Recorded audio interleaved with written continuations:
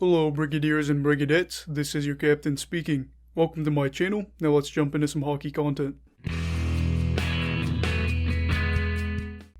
Hello, everybody. It is me again. Yes, coming at you with another playoff preview video. If I'm a little tired, it is 3:30 in the morning. I have work in just a few hours, so it's going to be fun, but I had to get these videos out. So we're talking about the Minnesota Wild versus the Vegas Golden Knights, and we're going to see what my prediction will be at the end of this. Also, if you're new, please make sure to subscribe and give this video a thumbs up. Anybody, if they liked it. So, yeah. So, before we start, let's talk about these two teams and how their seasons went. So, for Minnesota, I'd say it was a pretty successful year. They made the playoffs. They had 75 points in 56 games played. I thought it was a good year, and I thought they were pretty fun to watch. And for Vegas, it doesn't get much better. You know what I'm saying? You know what I'm saying. Yeah, it was a fantastic year. I apologize, Vegas fans, for that joke. But heartbreaking in the sense that they didn't win the President's Trophy. Colorado did due to regulation wins or whatever. But, I mean, you're second in the entire league. It is tough, but my teams aren't even in the playoffs, so could be me, I guess. So, yeah. But let's focus on the best storylines here after that. Vegas fans, we'll see where this goes. But I think that the biggest thing is, can Minnesota pull off the upset? And this isn't one of those where it's like, oh, this would be so crazy, because really, Minnesota's kind of had Vegas's number since Vegas began as a franchise. And how many teams can say that?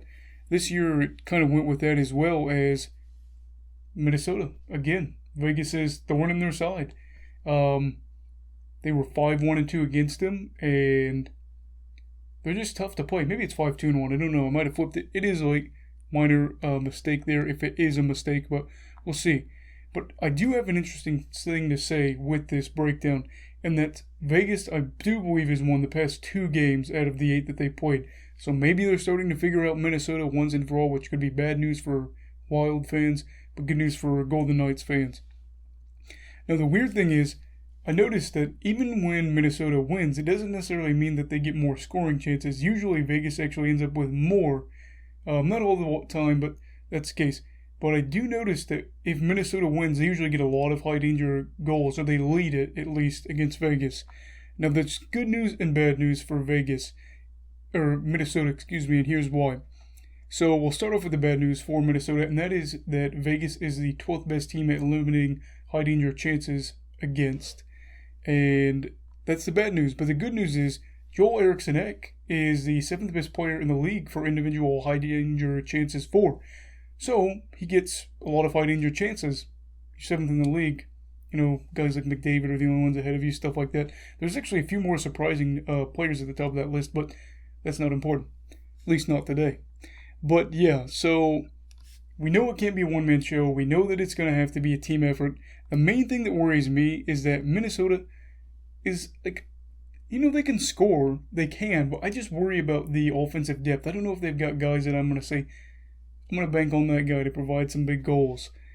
And, like, outside of Kaprizov and Fiala, I'm just worried. Because, like, Joel Eriksson-Ek, good player, great two-way player. But his shooting percentage jumped way up above, like, what his average was normally for his career. So it's just got me a little worried. I just worry about that. And, like, I don't know. Kaprizov's a rookie, so what do you want me to say? Now, 2 other things I'd like to say is Minnesota, if they could work on getting more possession and limiting the shots for percentage to where Vegas isn't, you know, leading this 60% where they take, let's say they took 10 shots, or no, let's make it like this. Okay, let's say that they took 10 shots, 6 were for Vegas, 4 were from Minnesota. That's not a thing that's going to have success over time, and I try not to use math because I'm not good at it, but you get the gist. You don't want to be outshot. Now let's talk about Marc-Andre Fleury, though, and what I expect from him for this playoff series. And for Marc-Andre Fleury, lovable guy. I mean, if you don't like Marc-Andre Fleury, I don't know what to say. But he is a guy that's won big games. He has got accolades on accolades on accolades. But when it comes to the playoffs, you know what I'm saying. There's been some discrepancies. And I just think it's one of those things that Vegas cannot afford a hiccup right now. And they really need to make it to the Stanley Cup final, I think. Now, Fleury did have a big bounce back year when Leonard was dealing with injuries. We thought he might have got traded last year. It looked like he could have with all that drama going on, but he didn't. But for me, he's got a lot of skilled players. He's got a great blue line. He's got forwards that are good defensively, like Alex Tuch, Mark Stone. Mark Stone's considered one of the best two-way players in the game. And I just think it's like, you cannot afford to screw up here because you have got a team around you that is really, really good, and they're probably not going to hurt you. So for Fleury, I think that you cannot have an early playoff hiccup because you've got Leonard on the bench. And I really like Fleury, and I really like Leonard. And I don't want to see Fleury on the bench, though, because, there's not a lot of years left for him, I don't think. And I'd like to see him maybe make a run, I don't know. But it's like, please, Fleury, please, even if you don't win the series, have a good series.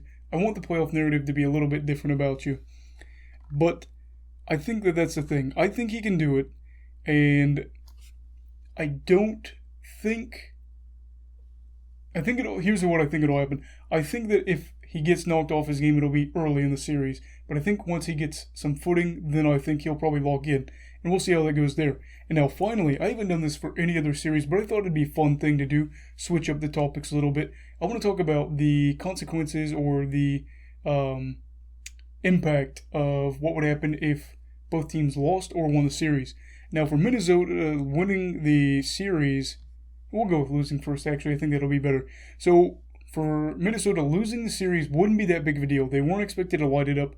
I projected them to be 4th this year in the division. Thought St. Louis would take that 3 spot. They didn't. St. Louis, I bought into them a little bit too much, but they made it to the playoffs at least. But that's the thing. I don't think people expected them to be here and have such a good year. Now, they did play some bad teams. Some of those teams at the bottom. But, yeah, that's what it is. But... they've gained experience. These younger guys have gained some experience. They're going to be in a playoff environment against one of the best teams in the league. And that's that for losing. But winning the series would be massive, I think, for 2 big reasons. The first is, I'm not one to talk. Being a Blue Jackets fan, but, Minnesota doesn't have a ton of accolades as a franchise. Winning a playoff round is just huge for them. And I think it'd be a big boost to the fan base as well. I think it's been 6 years since they've won a playoff round. And the second reason is, if you get somebody like Kaprizov that is a rookie and they win a playoff round, I think it's not guaranteed, but you have a change of culture, possibly. That's the mindset. Maybe this is like the thing that turns it around for Minnesota, where they go from being a good team that gets beat, in the first or second round, to being a team that goes to the conference finals, goes to the Stanley Cup final, and things like that. We'll see how it goes there, but yeah, I think that's one of those things that if they lose, it's not the end of the world. If they win, maybe it's a culture change. I don't know, but I think we might be seeing a culture change for Minnesota. They are good, but I think for once they have like a player that's just wow, and Kaprizov. Now for Vegas, losing this series would probably be more devastating to them than any other team in the league. I don't think it would be more devastating if Tampa Bay got knocked out in the first round. I don't think it would be more devastating if Colorado got knocked out in the first round. For Vegas, losing in the first round would probably be the worst thing for them out of every team in the entire league. And, the thing is, they've got a really good roster, but championship teams don't last forever. And I'm not saying that this is going to fall off, by next year. But, just like that, championship window is closed. So losing this cannot happen for Vegas. And the thing is, they've already created a culture where they're expected to win playoff series, and they're going to have to live up to that this year. Now, if they didn't, I think it'd be... If they didn't win a championship, that is, with this roster, it'd be one of the greatest disappointments. I'm not going to say in sports, but maybe, because it's such a dominant group. Definitely in hockey. But if they win, obviously a good thing. Like we said, the cultural thing, you expect to win. You can't really afford to lose in the sense that, that's another year you're not getting to the cup, trying to win the cup. You're trying to win it, but you're not in the Stanley Cup final. But it would also set up a potentially, a matchup in the second round if Colorado beat St. Louis, to have Colorado and Vegas in the second round.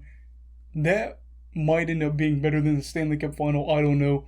But if that happened, that would just be crazy. Now, if you lose to Colorado, worse things can happen because they're a great team. But I don't know. I think that's one of those things where Vegas has a lot to lose if they lost in this first round.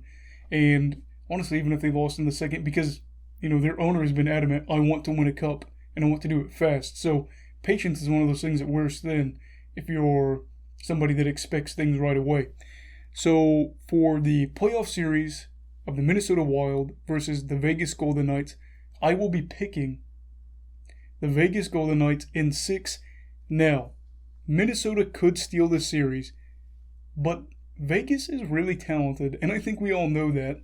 But I think it would take a lot for Minnesota to win the series, and like I said, I think that this could be a culture change happening.